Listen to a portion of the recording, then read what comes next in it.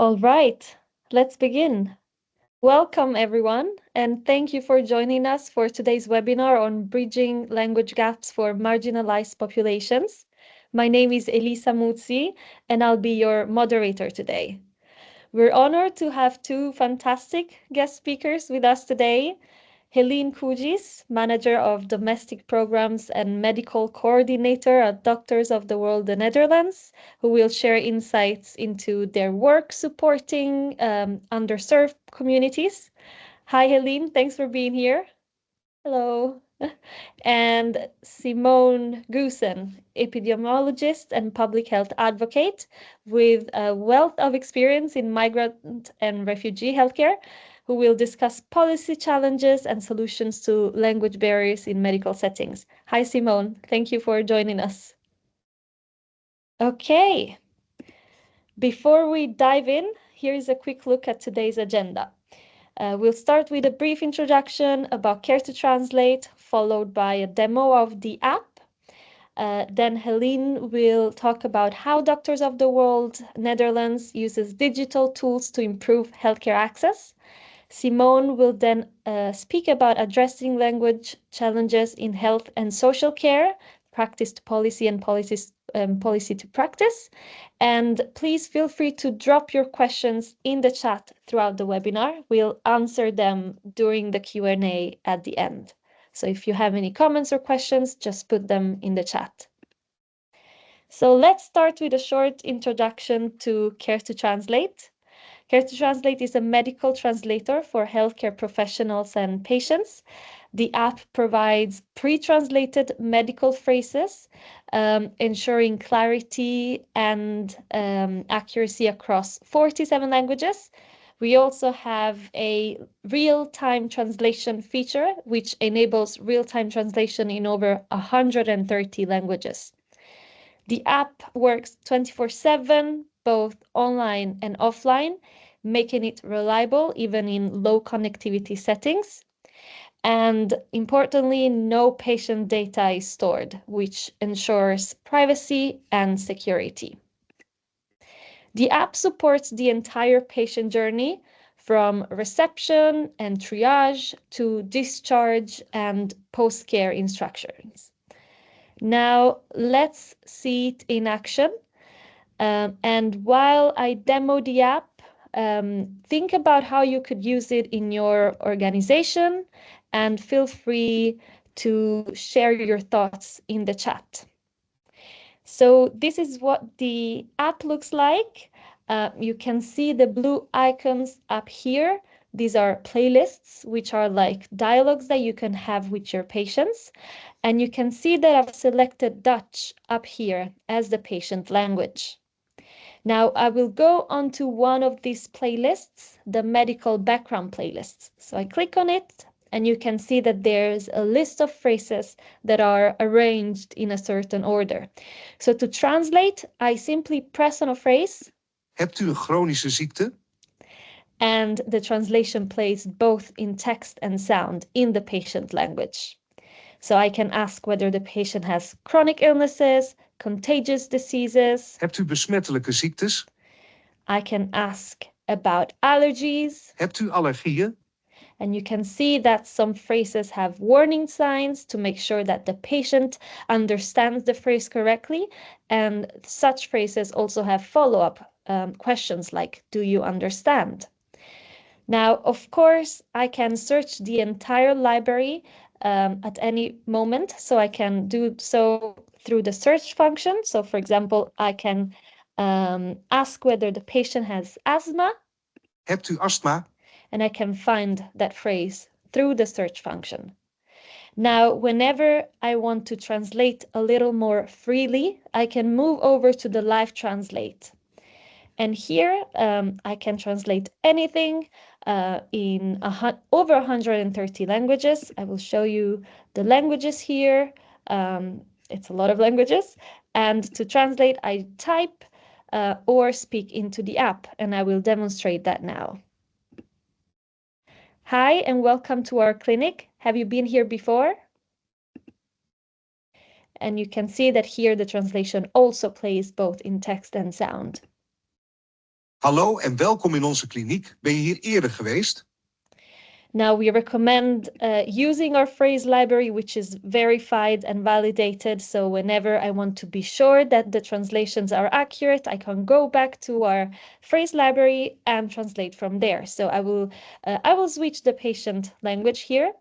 Maybe I can translate to Italian, since that's my native language. And whenever it's a gendered language, like Italian is, you can choose whether the patient is addressed as male or female to address them correctly. And I will now go on to the social background playlists, and I can let the patient know we ask questions in order to provide you with the right care and support. Facciamo delle domande al fine di fornirle la giusta cura e il giusto supporto. I can ask about the patient's family. Ha famiglia in questo paese? I can ask about their lifestyle. Normalmente si allena o fa movimento?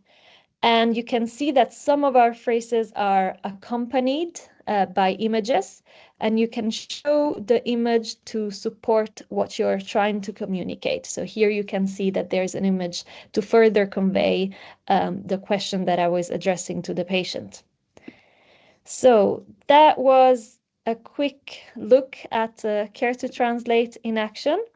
And now I will share my slides again. And in the meantime, think about your workplace. Can you see how this solution could be useful? What impact do you think it could have? Saving time, for example, reducing costs, improving communication and accuracy. So please think about how this tool could be used in your workplace and let us know in the chat. I will now pass it over to our guest speakers. So our first guest speaker today is Heleen Koudijs, again, Manager of Domestic Programs and Medical Coordinator of Doctors of the World Netherlands. Heleen works closely with marginalized communities to improve healthcare access. And today she'll share insights on how language barriers impact care and how digital tools like Care to Translate help address these challenges. Heleen, the floor is yours. Hi again. Thank you for joining us. Hi. Thank you for having me. Of course. I think I can. Oh, yeah, you can move it for me. Yeah, so I'm speaking on behalf of Doctors of the World. We are an NGO based in the Netherlands, and I thought I'd just give a bit of background on our organization before we dive into what we do with language. Does it move when I move? I think I will need to move it, so just let me know when I should. You can continue. Perfect.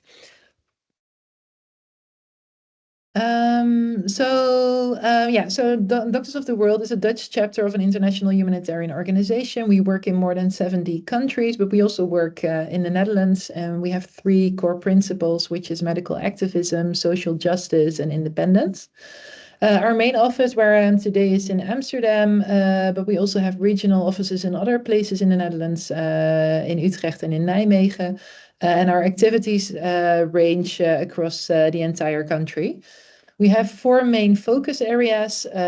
We work on access to basic and essential healthcare, such as GP medicine and public health services. We do mental health and psychosocial support. We do sexual and reproductive health, and we do dental health. Can you continue? So our target populations are, we used to specify them in the past. Currently, we're talking about marginalized groups in general. But if we see a lot of people who have a migratory background or who come from other places and who are currently in the Netherlands, especially undocumented migrants, refugees, asylum seekers, and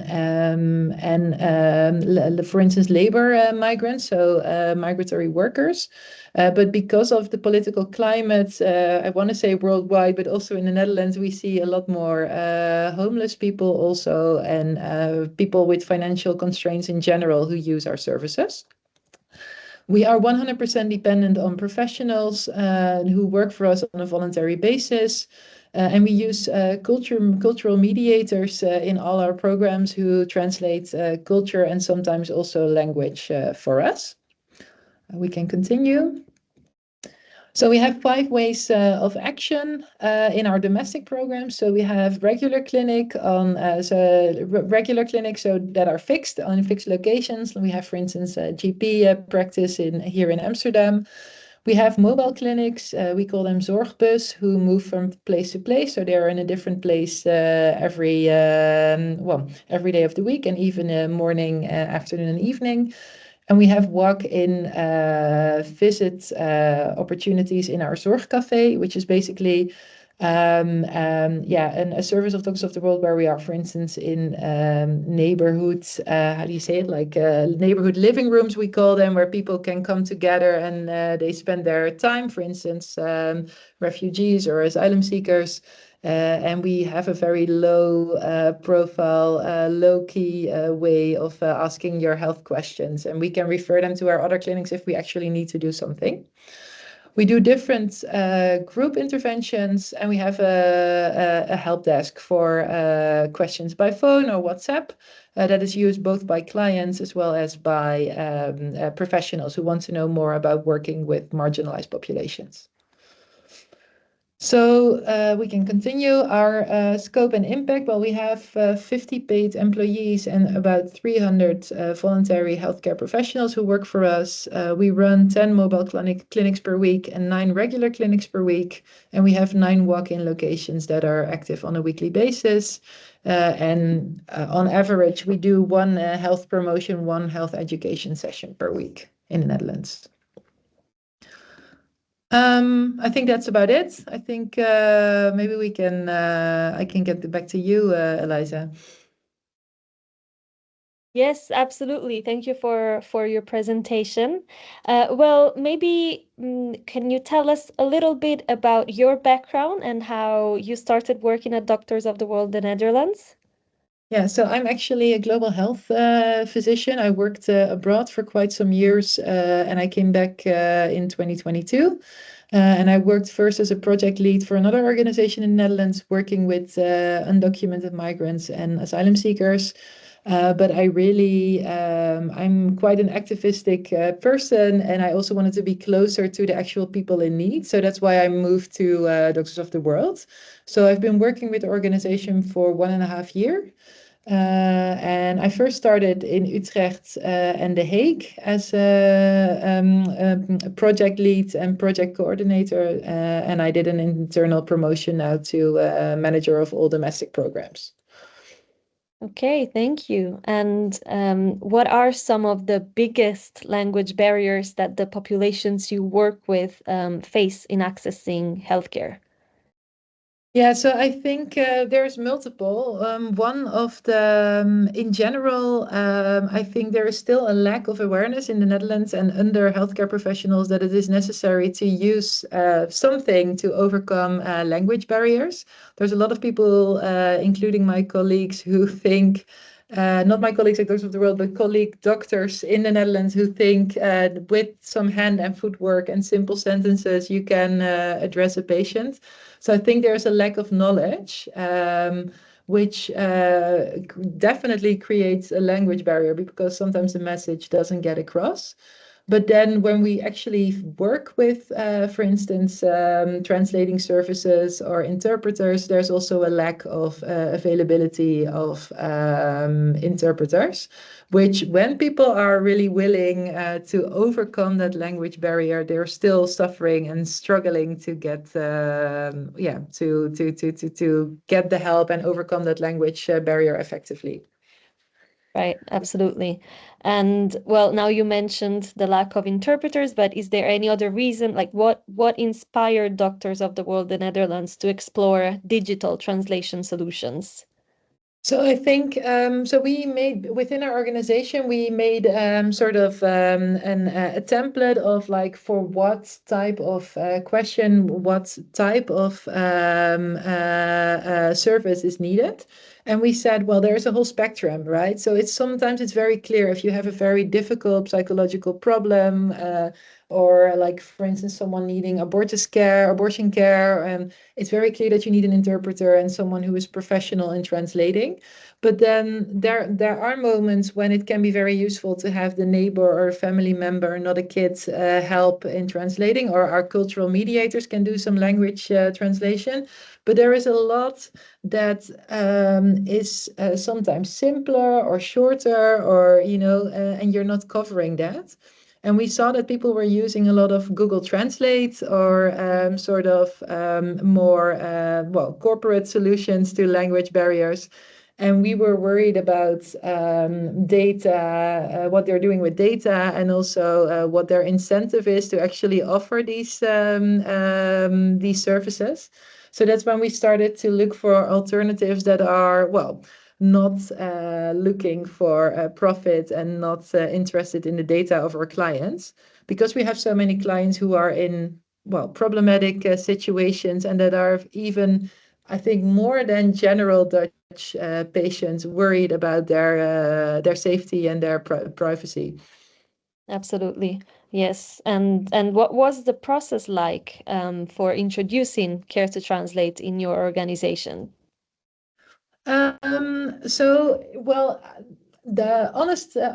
it was a bit of a struggle, and that is also the problem with those, like, for instance, Google Translate and Say Hi, which is currently not working anymore, because they have a live translate function, and everybody was like, but it works so well. Look, I talk into this app, and tada, I have an answer. And now I have to start working with fixed sentences. It doesn't compare. It's not as good. So we really had to explain to people why we think it's better to have something that has actually been tested. The sentences are correct. It's somehow culturally sensitive in translation. And then people really got along. But at the start, we needed to, you're really facing something which seems good. And I think what helped was that we really got the message across that there are so many mistakes in the live translation function of some of those, how do you say it? Like the Google Translates out there. Yes, absolutely. And we also really do a lot of work in educating our users about the risks of using machine translation tools. So I'm glad you brought that up. And what would you say are some of the most significant benefits that you have seen since implementing Care to Translate? I think for us, with Care to Translate, it becomes the threshold to use interpretation, even if it's digital interpretation, the threshold becomes a lot lower. So it becomes a lot easier, and we see all our volunteers are able to use the app or the browser, and it just makes it for them a lot easier to even for the simpler questions at the start sometimes of a conversation, or the more practical aspects of a consultation, to make sure that also that information gets across quite well. So that's helpful. Yeah. Okay, nice. And when it comes to patients, what have been the reactions from patients or clients when the healthcare staff uses the app to communicate with them? So there are some languages that are in Care to Translate that are very difficult to get as an interpreter in the Netherlands. For instance, Kurmanji is very known to be very hard to find a translator. I know that also from my own consultations. It's people are super happy if they feel, even if they cannot directly talk, but which is now possible with the live translation as well, but that they hear something, or that they can read something in their own language. So I think that sometimes makes it also already easier to have an open conversation. Yeah. Okay, thank you so much. And what advice would you give to other NGOs that are looking to integrate a digital translation tool like Care to Translate. You mentioned some of the challenges at the beginning when introducing a different tool compared to, for example, tools that just rely on machine translation. Is there any advice that you would give to nonprofit organizations on how to integrate a digital tool like Care to Translate? I think what can really help is if you, as an organization or as a person responsible for thinking about interpretation and language barriers in your organization, it helps if you write down the types of services you're offering, like the type of clinics or the type of questions also that you might have, and that you then also write down what type of interpretation or translation service you need. If you can explain to your volunteers or your employees what service is most acceptable for each or for different services or programs, then they're also more likely to use them. So for us, that really helped, that people understood like, okay, yes, I can use Care to Translate for a short medical question in one of our mobile clinics. But hey, if I still have a very complex situation, I will still go for that professional interpreter via phone. So I think that really helps. And I would also recommend other organizations to look at it that way, to really see language barriers as a spectrum where different solutions together make sure that your patient or your clients get the best possible care they need. Thank you. That's really nice. Thank you for sharing that. And if you could share one key takeaway with our audience today, what would that be? Oof. Well, I think my key takeaways and what I've learned also from working on this topic is that there's just no excuse to not offer the best possible healthcare. So I think language barriers are a mechanical problem and we have to overcome it. There's different solutions, and I think Care to Translate can be one of them.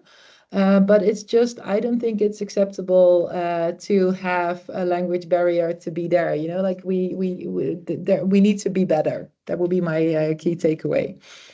Absolutely. I agree. Thank you so much, Heleen. This was really nice hearing your experience. And if anyone has questions for Heleen, please drop them in the chat and we'll get to them during the Q&A session. So any questions, just write them in the chat, or you can also ask them live during the Q&A session. So now we move over to our next speaker, Simone Goosen, an epidemiologist and public health advocate specializing in refugee and migrant health. Simone has worked extensively on policies related to language accessibility in healthcare and has been a strong advocate for the return of medical interpreter services in the Netherlands. So the floor is yours. Thank you, Simone. Yeah, Eliza, do you and the participants see my presentation right now? We do, yes. Just to be sure. Absolutely. Okay, thank you very much. And thank you, Heleen, for your very clear introduction and your key takeaway that there's no excuse to language barriers. I think that's really the message that I would like to bring to everyone as well. And what I want to do in these short 10 minutes is tell you a bit about what we've been doing in the Netherlands.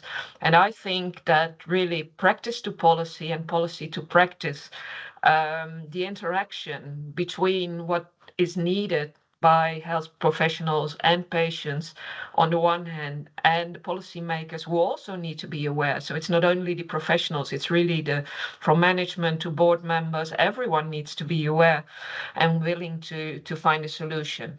Well, we've from the Johannes Wier Foundation for Healthcare and Human Rights set up the campaign that I'll tell you a bit about more later on, and from the Dutch Patient Federation, we've been working for the last 2 years on a guideline on mitigating language barriers in health and social care.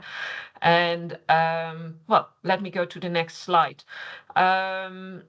With the campaign, we really want to achieve what that care is of good quality for everyone, accessible, good quality, and safe. And therefore, you have to communicate clearly what you want to say. So that's what we've tried a lot. Language should not be an obstacle, right? And interpreters back in healthcare, that's something that was needed because in 2011, what we call toleration cabinet Wilders, I think also the international participants do know the name of Geert Wilders, unfortunately, but these right-wing politicians have been of influence. A policymaker decided in a savings process to stop the Ministry of Health funded access to medical translators. And because of the right-wing cabinet, after huge protests by healthcare professionals and patients' organizations, the Ministry of Health could not turn back. So they've not been able to return to the situation before that, where we had national level access to phone interpreters and even on-location interpreters if needed. Professionals, so people from practice have been doing quite a lot to address this issue. And one of the main steps in 2013 was to develop a national guideline on the use of interpreters. At that time, they would say we have professional interpreters and we have informal interpreters. We're now quitting that informal interpreters because you don't have informal doctors, informal lawyers. No, either you're an interpreter and then you're highly skilled, trained, and passed your exams and you have a code of conduct, or you're a family member who helps with the translation. But okay, that guideline was developed, very, very important, adopted by a lot of professional organizations and led by FAROS, the Knowledge Institute on Migrant and Migrant Health at that time. And that has helped a lot in further steps because that professional guideline is really the basis for policy development as well. I mean, even the people in the Ministry of Health, the officials, really have to have the evidence and the tools to take steps to provide access to interpreters. What we did in 2016 is work with lawyers. I worked at that time at another organization, but got involved because of my work on refugee health at a national level. And they really looked very, very well into our health laws and other laws that really make it clear that the responsibility for providing good care for people who don't master the Dutch language lies with the professionals and with the organizations. So that's something that really is the basis. Whatever tool you use to bridge the language barrier, it's a responsibility of the professional to provide good care and take the steps necessary to do so. So what we found out after a stakeholder analysis, we've talked to many, many people. We found out that one of the important steps to take would be to ask for priority at Ministry of Health related organization, to ask for priority for a new guideline that would have a stronger evidence base and also would be developed with more organizations. And so we had an open letter where really people from the field, from the professional organizations of health professionals, signed the letter. And immediately this institution, Zorginstituut Nederland, as the Kwaliteitsraad at that time, the chair of the Kwaliteitsraad, he immediately said, we agree, this is a priority. And the Ministry of Health also agreed, this is a priority. It took a long time because we really, needed to find funding and so on to start working on it. But we have been working on it and it's about to be ready, that new guideline. At the same time, we realized that we had to do more than addressing this policy level, because we started already asking for reintroduction of funding for professional interpreters. But we really found out that we also had to inform professionals, like Heleen was saying, awareness was not optimal.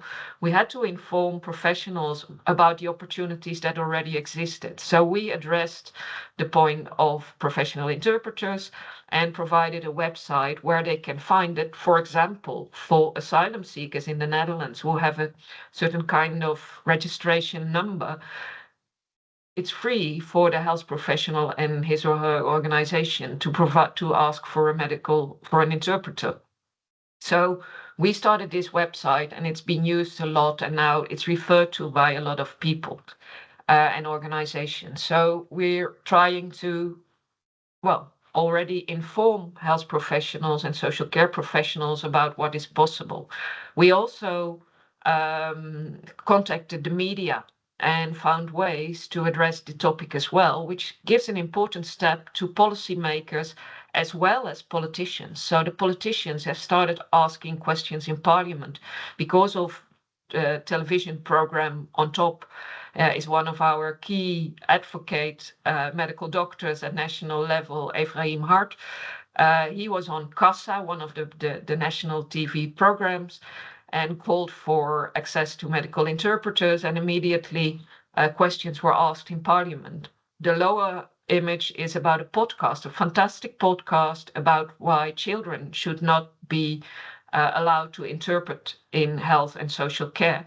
And that again helped us to convince politicians to ask questions in Parliament. They would also be on the radio program and so on. So the interaction between, on the one hand, those who work with the people themselves who have a language barrier, because on the podcast, for example, there were 2 boys from Syria who had arrived shortly before, but already able to speak Dutch, and they would have to do translation at a psychologist as well as at a cardiologist, for example, which is unacceptable in fact, but so they do tell their story as well. So practice again. So we managed to get a motion in cabinet where 128 of the 150 members of parliament would also want to be the ministry officials to look into solutions for this problem. And then not letting children do translation would be a big driver because everybody understands the argument. What we are trying to say is that things should also become much easier for healthcare professionals because, we set up that nice Zo schakelt u een tolk in, talking about language barriers website. We set up that website, but you don't want health professionals to really have to go into look all kind of regulations and find out what the situation would be for their patients. So we're still calling for one solution. Well, then the guideline is about to be ready. It's in the authorization phase now. So the organizations that have contributed are now looking into it and looking at whether they finally give final approval to the guideline. And we are already looking into ways of how we can communicate to professionals as well as to patients and their family members and friends who would otherwise somehow be involved in the language barrier issue, because they also need to know what options they have. And then in this new guideline, we do not only address interpreters, but we do address also the digital translation tools, health professionals who do speak languages and could provide care, not be used as interpreters, but provide care. And so it's going to, based on the evidence as well as the experience of the guideline group members, provide advice on which tool to use when. And that lies very closely to what Heleen has been doing for Doctors van der Wereld already, looking at, okay, how can we guide and help professionals as well as patients on what the best solution is in their case. Very shortly, one of the professors, Lynn Bowes from Canada, was at a Care to Translate webinar recently. She's got a very good guide, developed a very good guide on machine translation. Well, this would be text translation, but it gives good guidance on when you can and when you cannot use interpretation by machines to help you. And that lies very closely to a study that has been done in the Netherlands as well, where in fact we all agree, whether it's managers, professionals, or patients, that machine translation can help at this time, at this stage, for easy conversations. But you have to be very careful as soon as it becomes more difficult, or when there is high risks or chances at stake, for example, when important decisions have to be taken. And that's what we will try to guide professionals in. And one of the things that I would like to say to all participants: ask for a clear policy of your organization. Heleen has been working on that for Doctors for the World, and it's going to help everyone to at their organization. But you have a right to have it too. I mean, know what you're allowed to do. And I know, for example, from 2 hospitals who've really been looking into it, and then they say, okay, one rule is already don't use your private telephone, because then the data will leave the hospital in this case. And that's not what we should have in light of privacy regulations. That requires tools. They have been looking at which application will work. And there, of course, we have a lot of concerns about the privacy aspects. One thing that I also wanted to address, and then I'll stop because it's my pre-last slide. I'm a bit running out of time as usual, I'm afraid. But the teach back method is something that is taking more floor, I think, in healthcare, and really is even more important when there is a language barrier. Really to find out whether you do understand each other. And if you understand this technique, it will help a lot to find out also, well, on the one hand, whether you're providing good care, but also whether the language, well, at what level the language barrier does influence the quality of your care. So my last slide. What we want to achieve is, of course, good, accessible, and good quality care for everyone.